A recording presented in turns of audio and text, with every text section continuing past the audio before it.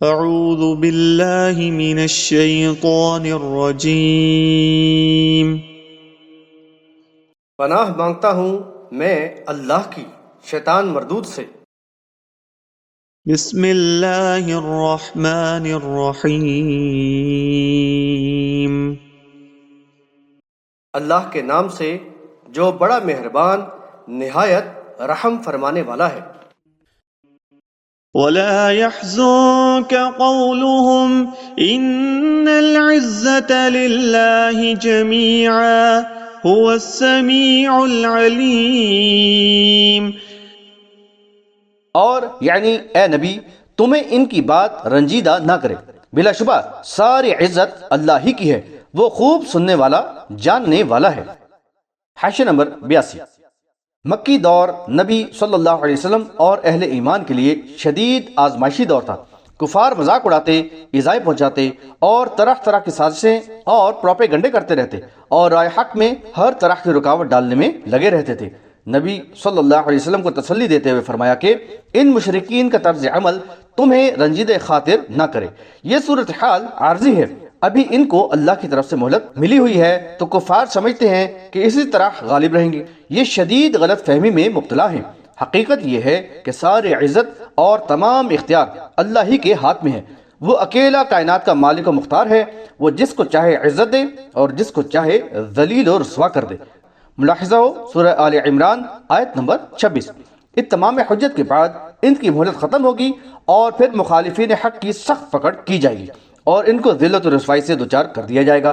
اللہ تعالیٰ سب کچھ سننے اور جاننے والا ہے، کوئی چیز اس کی نظر سے اوجھل نہیں ہے۔ الا ان للہ من فی السماوات ومن فی الارض وما يتبع الذين يدعون من دون الله شركاء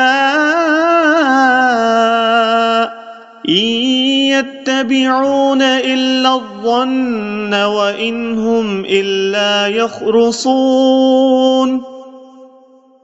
سن لو، آسمانوں میں اور زمین میں جو کوئی بھی ہے اللہ تعالیٰ ہی کا ہے، اور جو لوگ اللہ کے علاوہ یعنی اپنے شریکوں کو یعنی مدد کے لیے پکارتے ہیں، یہ بھلا کس چیز کی پیروی کر رہے ہیں؟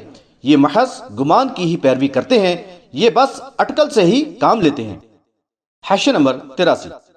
یہاں اس بات پر زور دیا جا رہا ہے کہ اللہ تعالیٰ اس کائنات اور تمام مخلوقات کا اکیلا خالق و مالک ہے۔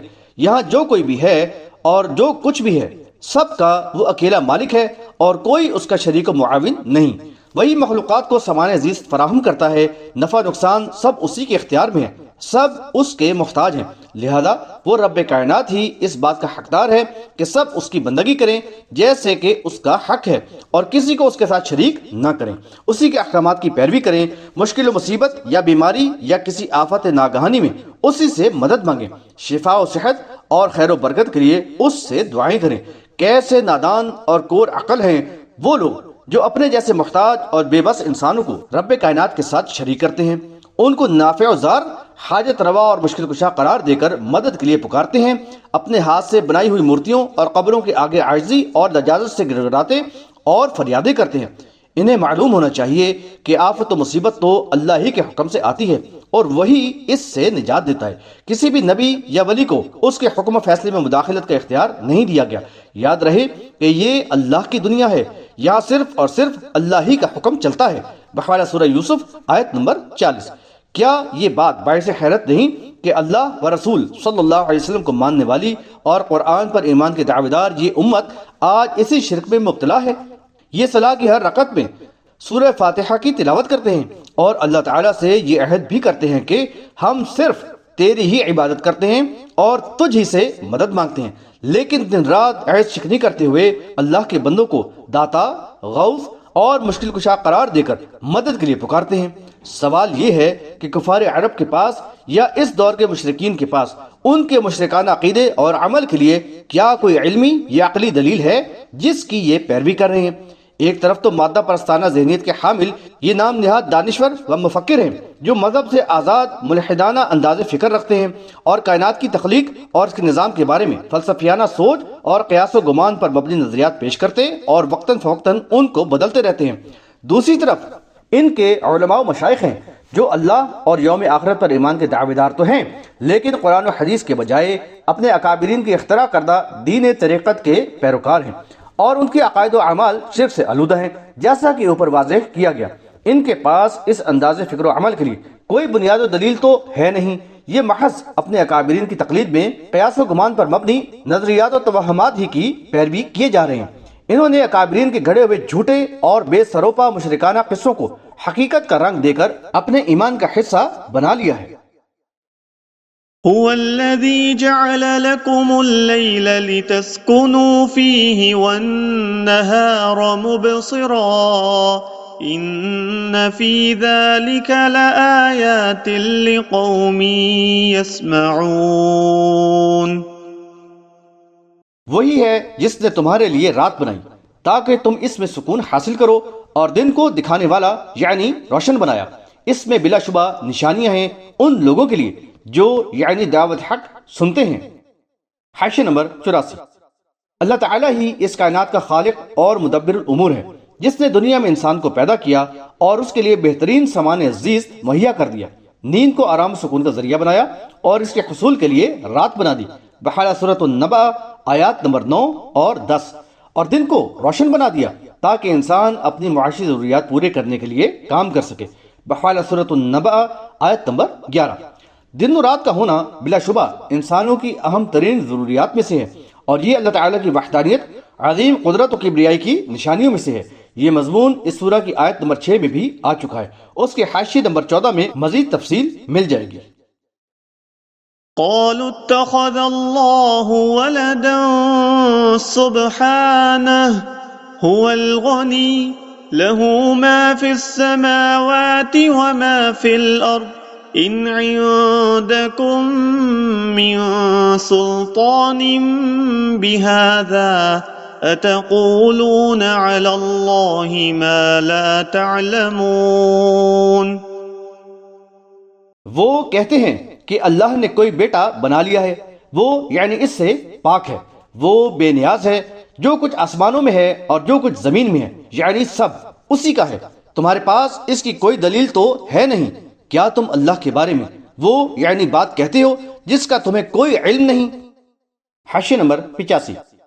اللہ کے لیے اولاد کا تصور تو اللہ تعالیٰ کو انسان پر قیاس کرنا ہے جس کی نسل چلانے کے لیے اولاد کی ضرورت ہوتی ہے، یا بڑھاپے میں انسان کو ضعیفی اور بے بسی کے حالات میں سہارا دینے کے لیے، یا موت کے بعد متروکہ املاک کے وراثت کے لیے۔ اللہ سبحانہ و تعالی ان تمام کمزوریوں سے پاک اور بے نیاز ہے، وہ الحی القیوم ہے اور علم و قدرت اور اپنی تمام صفات میں کامل و اکمل ہے، لہذا نہ تو اس کو اولاد کی ضرورت ہے، نہ اس نے کسی کو اولاد بنایا، اور نہ ہی اپنے حصے دار اور شریک مملکت ٹھہرایا ہے۔ ملاحظہ ہو سورۃ الفرقان آیت نمبر 2۔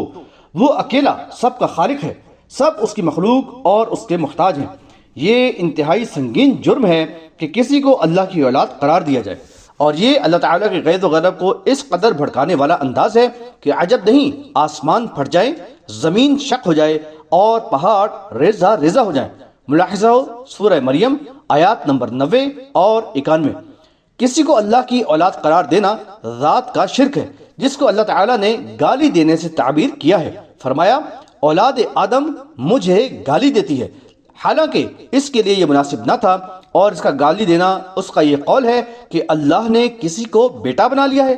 بحوالہ بخاری کتاب التفسیر سورۃ الاخلاص۔ حاشیہ نمبر 86۔ بلا شبہ اللہ تعالیٰ اس کائنات اور تمام مخلوقات کا اکیلا خالق و مالک ہے، سب اس کی مخلوق و مملوک اور اس کے محتاج ہیں۔ اس کائنات میں اسی کا حکم چلتا ہے، اسے کسی بھی معاون و مددگار کی ضرورت نہیں۔ کسی کو اس کا بیٹا قرار دینا ایک بے دلیل اور بے سروپا بات ہے۔ کفار و مشرکین سے خطاب کرتے ہوئے فرمایا کہ تم ایسی بات کہہ رہے ہو جس کا تمہیں سرے سے کوئی علم ہی نہیں، یہ تو محض افترا پردازی ہے، تم اللہ پر جھوٹ باندھ رہے ہو۔ قل ان الذين يفترون على الله الكذب لا يفلحون۔ یعنی ان سے کہو کہ اللہ پر جو جھوٹ باندھتے ہیں وہ فلاح نہیں پاتے۔ متاع في الدنيا ثم إلينا مرجعهم ثم نذيقهم العذاب الشديد بما كانوا يكفرون۔ دنیا میں کچھ فائدہ اٹھا لیں، پھر تو انہیں ہمارے ہی پاس لوٹ کر آنا ہے، پھر ہم انہیں سخت عذاب کا مزہ چکھائیں گے اس کفر کے بدلے جو یہ کرتے تھے۔ حاشیہ نمبر 87۔ کفار کو شدید تنبیہ کرتے ہوئے فرمایا، یاد رکھو اس طرح جھوٹ کرنے والے اور باطل عقائد پھیلانے والے کبھی کامیاب نہیں ہو سکتے۔ انہیں عقل و دانش تو اس لیے دی گئی کہ حق و باطل میں فرق کر سکیں۔ انہوں نے اپنے دشمن شیطان کی بات کو ترجیح دی اور گمراہی اختیار کی۔ یہاں چند روز کی مہلت انہیں امتحان کی مقصد سے ملی تھی، جس میں دوڑ دھوپ کر کے انہوں نے کچھ دنیاوی مفادات حاصل کر لیے اور اپنے آپ کو کامیاب سمجھنے لگے۔ شیطان نے ان کی بدعمالیوں کو خوشنما بنا دیا ہے۔ اس طرح یہ خواہش نفس پوری کر لیں اور چند روز مزے کر لیں، پھر بالآخر تو انہیں ہمارے ہی پاس آنا ہے، وہاں انہیں شدید عذاب سے دوچار کیا جائے گا اور ان کی کرتوت کفر و شرک کا پورا مزہ ان کو چکھا دیا جائے گا۔ اس وقت انہیں خوب احساس ہو جائے گا کہ کیسے ناکام و نامراد رہے۔